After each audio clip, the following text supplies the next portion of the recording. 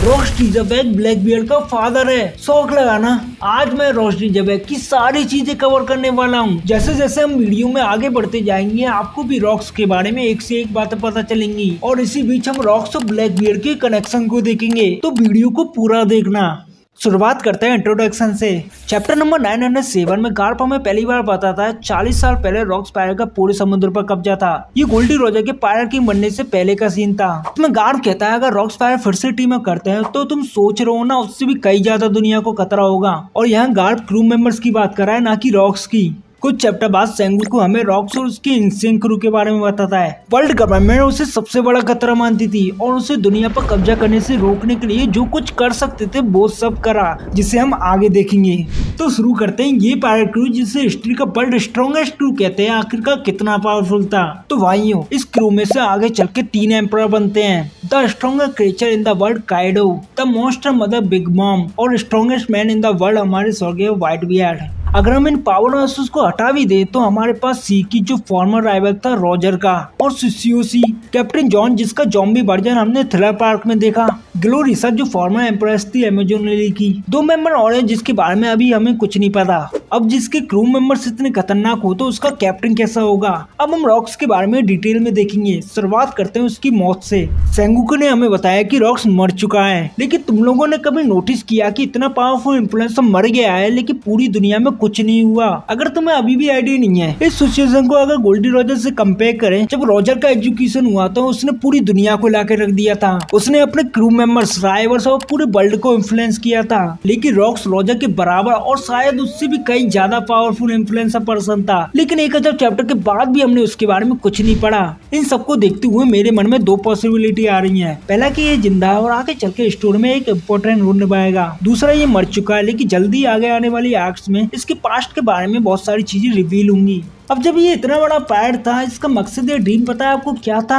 भाई उसे कोई पायरेट किंग नहीं बनना था बल्कि किंग ऑफ द वर्ल्ड बनना था, और उसने ये सपना ऑलमोस्ट पूरा कर लिया था, जिसके बारे में हम आगे देखेंगे। लेकिन क्या कोई सुपर पावरफुल हुए बिना किंग ऑफ द वर्ल्ड बन सकता है? हमने देखा इसने रॉजर और गार्प को टीम अप करने के लिए मजबूर कर दिया, जो कि अभी तक के पावरफुल लोगों में से एक है। तो इससे आराम से क्लियर होता है ये बंदा बहुत पावरफुल था। इसकी पावर की बात हो रही है तो हम इसमें देख सकते हैं इसके पास तलवार भी थी, और ये काइडो, बिग मॉम और व्हाइट बियर का कैप्टन था जिनके पास अलग ही लेवल की कॉन्करर आकी थी। तो आप सोच सकते हैं इसके पास भी कॉन्करर आकी थी। ये अनुमान है, लेकिन इसकी कॉन्करर आकी एक अलग ही लेवल की हो सकती है क्योंकि उन तीनों को कंट्रोल जो करता था। इसके बारे में बहुतों का सवाल है, क्या रॉक्स के पास कोई डेविल फ्रूट था? तो भाई ऐसी पावर के बारे में कहीं मेंशन नहीं है, तो संभावना है उसके पास कोई डेविल फ्रूट पावर नहीं है। और ये भी हो सकता है हमें इसके बारे में अभी बताया नहीं है। और पावर की बात हो रही है तो इसे कैसे भूल सकते हैं। रॉक्स भी लूफी, ब्लैकबियर्ड, रॉजर जैसा ही डी क्लैन मेंबर है जिन्हें एनिमी ऑफ द गॉड कहते हैं। अब जब हमने इसकी पावर और ड्रीम के बारे में देख लिया है तो बात करते हैं इसकी लेजेंडरी फाइट गॉड वैली की।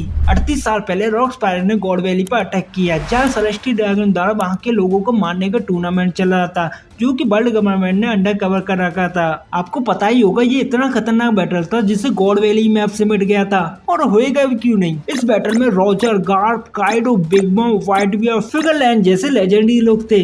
प्लीज ऑर्डर से अब इंतजार नहीं होता, हमें ये लेजेंडरी फाइट जल्दी से दिखा दो। इस बीच तुम्हें एक सवाल जरूर आएगा, गार्प और रॉजर एक दूसरे के बहुत बड़े राइवल थे, और गार्प तो गॉड वैली पर रॉजर को पकड़ नहीं आया था, और दोनों सेलेस्टियल ड्रैगन से नफरत करते थे। लेकिन ऐसा क्या हुआ उन दोनों को रॉक्स के अगेंस्ट साथ मिलकर काम करना पड़ा? इसके 2 कारण हो सकते हैं और दूसरा बात तुम्हारा दिमाग हिला देगा। पहला नॉर्मल है, गार्प और रॉजर स्लीप को बचाने के लिए ऐसा कर रहे हो, और दूसरा गॉड वैली में कुछ ऐसा इंपॉर्टेंट हो जिसे गार्प और रॉजर रॉक्स को नहीं ले देना चाह रहे थे। हो सकता है कोई डेविल फ्रूट हो, क्योंकि काइडो और कुमा का डेविल फ्रूट भी वहीं पर मिला। रॉक्स भी कोई अननोन डेविल फ्रूट पाने के लिए वहां पर आया हो, और उन बक्सों में क्या था? बहुत सारे सवाल माइंड में आते हैं। अब हम वीडियो के आखिरी टॉपिक पे आ गए, जो कि मेरा फेवरेट टॉपिक है। क्या रॉक्स ब्लैक बियर्ड का फादर है?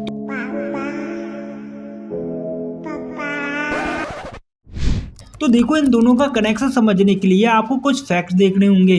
ब्लैकबियर्ड की शिप का नाम सेवर ऑफ एज़ेवेक है, जो कि रोस्ट्रीजावेक के लिए क्लियर रेफरेंस है। इतना ही नहीं, दोनों पायरेट ने अपने क्रू को ताकत के बेस पे बिल्ड किया है, और दोनों ही क्रू के अंदर large number of devil fruit use दिखते हैं। ब्लैकबियर्ड भी रॉक्स की तरह पूरी दुनिया पर कब्जा करना चाहता था, और आल्सो डी क्लान से बिलोंग करता है, जो कि रॉक्स भी था।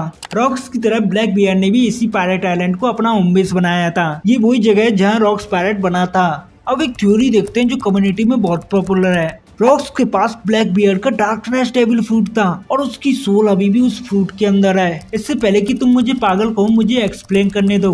डार्कनेस डेविल फ्रूट दूसरी डेविल फ्रूट से काफी अलग होता है। ये टिपिकल लोगिया फ्रूट की तरह काम नहीं करता। ये सभी अटैकों को ऑब्जर्व कर लेता है बिना किसी इफेक्ट के। हमने ब्लैक बियर को मेन पावर का यूज करते हुए देखा है, जिससे वो किसी भी चीज को ब्लैक होल में खींच सकता है। अगर ये लोगो और बिल्डिंग को भी खींच सकता है तो इसकी पॉसिबिलिटी बढ़ जाती है वो सोल को भी अपने अंदर खींच सकता है। ये कुछ एविडेंस है जिससे इसकी पॉसिबिलिटी बन सकती है कि ब्लैक बियर्ड के अंदर कई लोग हैं। मार्को एक्सप्लेन करता है उसकी बॉडी दूसरों से अलग है, तो उसके 2 डेविल फ्रूट खाने का ये कारण हो सकता है। लूफी और जोरो बताते हैं वो अकेला पर्सन नहीं है बल्कि एक से अधिक है। रॉजर और व्हाइट बियर की फाइट के बाद बगी और सैंक्स डिस्कस करते हैं कि कैसी रूमर है कि वो कभी नहीं सोता, क्योंकि ये डार्कनेस डेविल फ्रूट मिलने से पहले की बात थी। तो इसका मतलब ये भी हो सकता है उसके पास मल्टीपल पर्सनैलिटी हो, जो एक सोने के बाद दूसरी जगती हो।